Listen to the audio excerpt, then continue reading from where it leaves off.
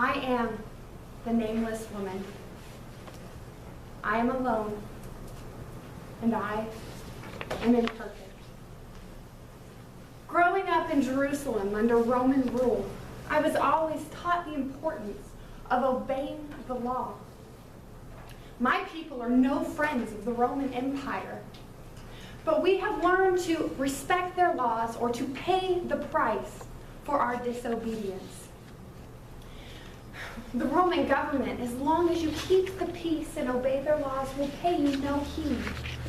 And although we have no love for Rome or her laws, every Jew is taught to respect and treasure the law of Moses.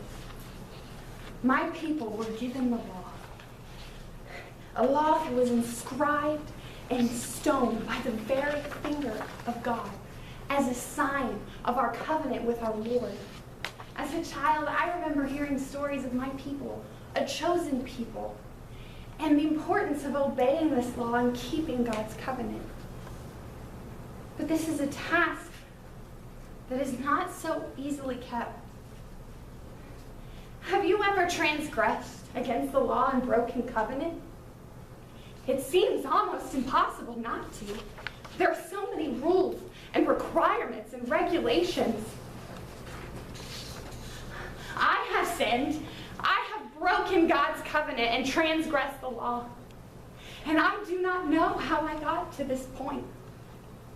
It started out so innocent, just a shy glance here and a polite exchange, but later it was secret conversations, and before I knew it, I was in another man's bed. You see, in both Roman and Jewish tradition, a woman is little more than the property of her husband. The match was made by my father, and as a 16-year-old girl, I reluctantly consented, but I married a man that did not love me, and nor did he care to love me. I hoped that through time my situation would change, and then as I grew in age and experience, I would also grow in happiness. And I thought this man who was not my husband, could bring me the peace that I so desired. I did not care that the town had started whispering of my indiscretions, that they suspected my infidelity, and I knew it was wrong, but it felt so right. In the night, just before daybreak, a group of men busted into the bedroom with booming voices and torches in hands. They pulled me from the bed sheets, catching me in my very act of sin. They dragged me outside and threw me in the street in front of a group of scribes and Pharisees. Upon seeing these men, my fear heightened, and I knew that I was marked for death. You see, according to the law of Moses, a man and a woman caught in adultery are to be put to death. Both individuals played a part in the sinful act, and both individuals must receive the judgment of the law. And the Pharisees, they were the most righteous of all men, and the scribes were the men that were called upon to make legal judgments.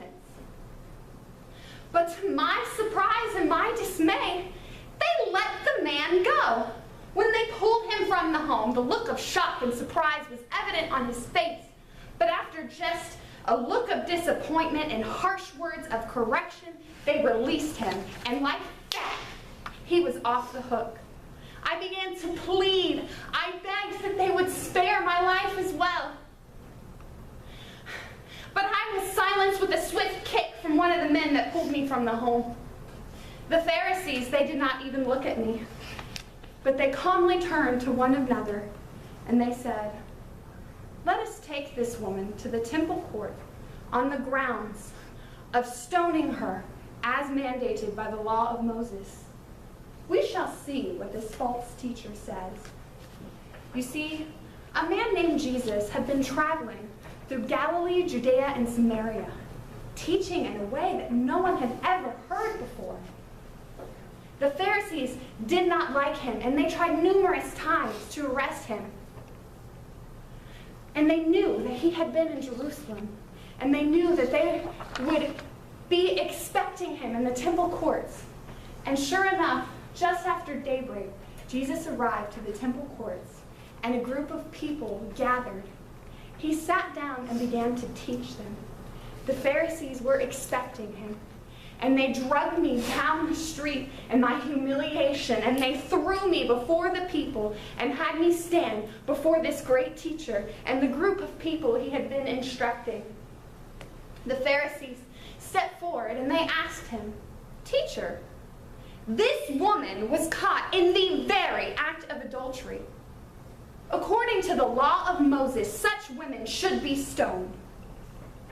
What do you say?" This question was meant as a trap, for the Pharisees knew that if Jesus were to forbid the stoning, he would appear in the eyes of people to not uphold the law of Moses, and that would give them the grounds that they needed to arrest him and try him in Jewish courts. But if he were to condone and permit the stoning, he would be infringing on Roman law. Only Roman officials could prescribe and carry out executions. No matter the decision he made, it looked like a foolproof way to ensure that Jesus would be arrested and tried. In response, Jesus knelt on the ground and began to write on the ground with his finger. What a thing to do when my fate is at stake, right in the dirt! I was so filled with fear, he didn't seem to care about me any more than the Pharisees did. I just knew that my fate was sealed. There is no way that a teacher who is just and good as this man would spare my life. The people that continued to question him, they continued to call for my blood. And as they continued to holler and yell, Jesus slowly stood back up and he looked at the group of people and he said, "Any of you who are without sin, cast the first stone at her." As soon as he spoke, I braced for the impact of the first stone because I did not fully understood of what he said. But when none came, I realized, wait, did he say without sin? Is that even possible to lead a life with no blemish? And the crowd that heard them, one by one, the elder ones first, began to leave until they were all gone and I was left alone with Jesus and the group he had been instructing. Still too afraid to move, I stayed steadfast where I had been placed. Jesus rose and he came to me and he said, "Woman, where have they gone? Has no one condemned you?" For the first time, I felt my fears dissipate. I looked over my shoulder, and where the crowd once stood, there was no one. I responded, "No one, sir." So he said with kindness in his voice, "And neither do I condemn you. Go and sin no more." Was I really to be spared? I had broken covenant with my God and my husband. I had shamed my whole family and sinned. But this man, this Jesus, he extended his grace, and in this one action, he challenged the Pharisees and scribes to examine their hearts and admit that they too had broken covenant and sinned against their Lord. In this one action, he silenced a crowd and re-established justice as the foundation of his grace. So I challenge you, examine your heart. We have all broken covenant. We have all sinned against our God and broken our promises. But Jesus, he extended that grace, for he knew carrying the burden of the law was too much for anyone to bear.